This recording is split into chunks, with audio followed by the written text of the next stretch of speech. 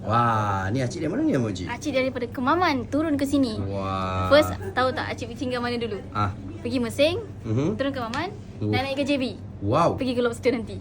Ke Abang Lobster pula? Abang Lobster pula. Wah, dari Kemaman Terengganu terus turun ke JB lah Tapi memang Mochi dah tanya Acik, tujuannya memang walaupun dah pergi Mesing, tujuannya memang sini. Wah. Datang Gunung Hujan.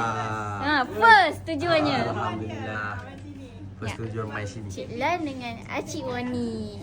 Cik. Macam tadi Acik cakap cikgu, Cikgu Wani. Tak tahu Acik ni cikgu ke tak? Tak.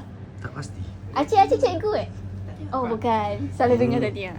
Salah dengar. So Acik ni Rasul P6. Meja makan P6 10,000. Minimalis. Minimalis. Kenapa meja makan minimalis ni? Yang boy je sendiri ada 2-3 ribu. Kan? Perasan tak? P6 10 ribu punya paling top dekat sini. 8 kerusi kan? Betul 8 kerusi. Wah, Semalam pun soal 8 kerusi juga P6. ada orang nak tahu juga barang tu macam mana kan. Tapi mak saya nak tengok pun sekarang dah habis, geng. Sampai Acik ni pun kena lock. Kena Pun lock. Hari ni dah beberapa hari ni customer datang cuma dapat lock kata nak sampai.